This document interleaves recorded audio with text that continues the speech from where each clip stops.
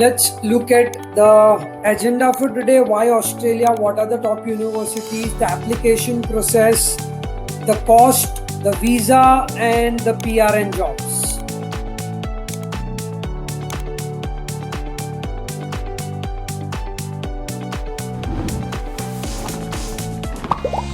Why should you study in Australia? English speaking is one of the main advantages. Two, some of the universities like Melbourne, Sydney are quite renowned in the world. They accept 15 years of education. So if you have done a BCom, BSc, BMS, BAF, all courses that are 3-year programs after 12th, are eligible in Australia. Also, in terms of immigration, after Canada, Australia is supposed to be the easiest in terms of getting a PR. What are the top universities in Australia? These are the top 8 of the country, and the best part is we are tied up with all of these 8 universities. So any university you want to apply to, we can even do a pre-application check as well and help you with the application process, and they will be working with you till you get the visa as well. Plus, the advantage of the College Point app is every student would be eligible for a 20,000 rupees scholarship as well. In case you end up going to any of these universities, that's a College Point and the University of Australia incentive that they have given us, the official thing that we can send out these scholarships to you guys. Entry requirements and application process. If you're looking at bachelor's education, you want to be a 65% plus. You need a TOEFL or IELTS, 10th, 11th marks, partial marks of your 12th grade, and SOPs and LOR depending on college to college. When you're looking at master's applications, if you are from Mumbai University, you need to be 65% plus. Pune, Delhi are okay with 65. If you are in a remote location or some unknown university, they prefer a 70% plus. So I'm talking of the top universities. You can scrape through with a 60% also, but not in the top universities.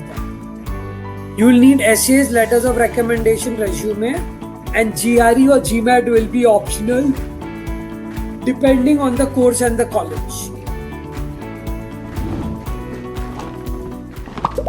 Let's talk about the cost.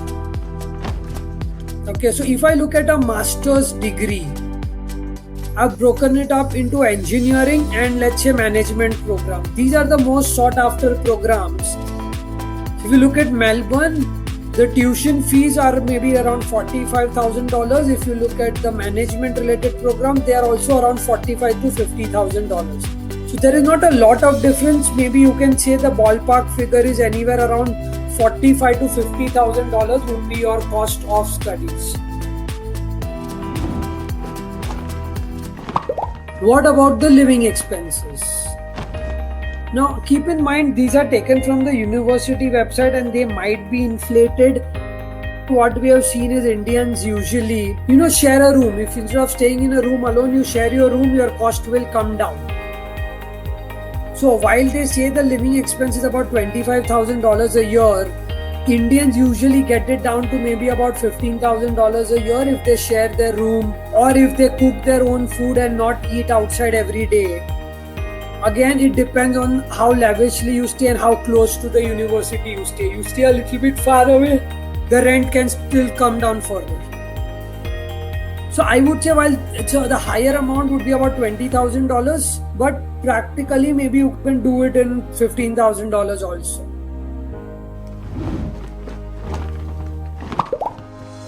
What about scholarships? A lot of scholarships are provided by Australian universities.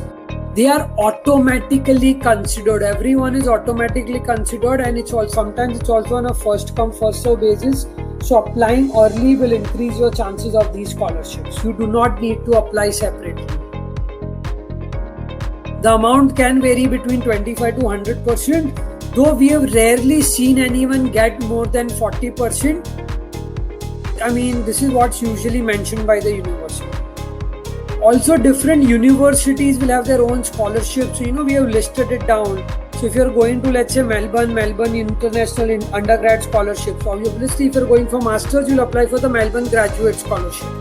Similarly, Sydney Scholars India Scholarship and Monash Merit Scholarship and so on and so forth. So every university will have various other scholarships you can apply for in parallel once you are admitted, or also along with your applications.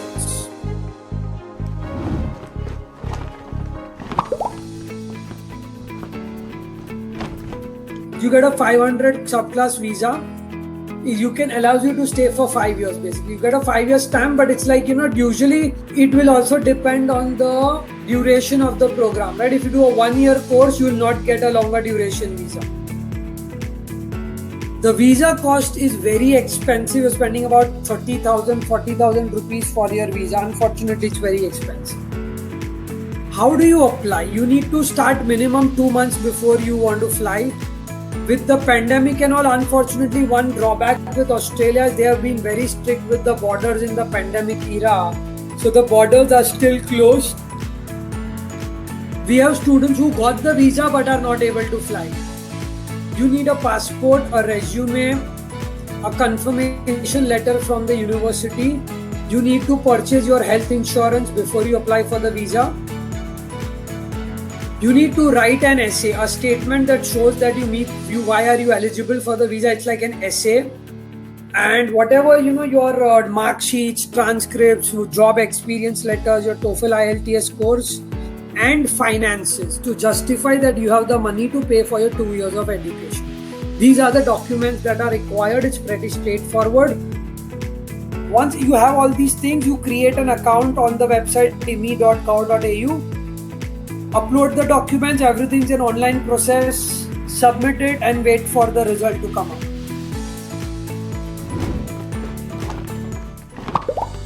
What about the jobs? We have also listed down names of some companies which recruit in Australia as well.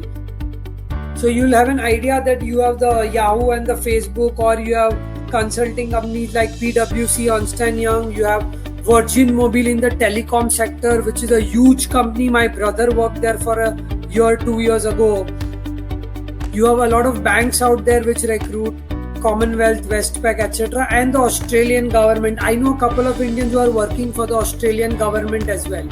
So they are not that strict with respect to citizenship. Some of them are lenient and they will take you in as well.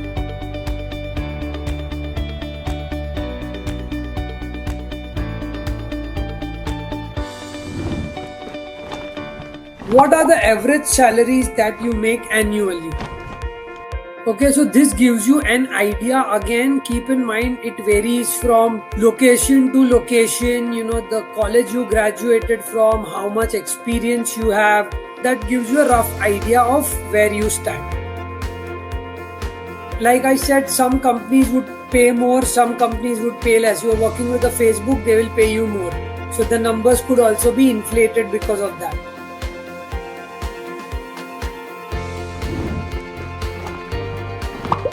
What about the immigration system in Australia? You need to get a minimum score of 60 points to apply. And these are the criteria that they look at. So here you have a master's degree, 5 points. You have stayed in Australia for 2 years, 5 points. A spouse has this degree, 5 points, right? You keep on adding it up.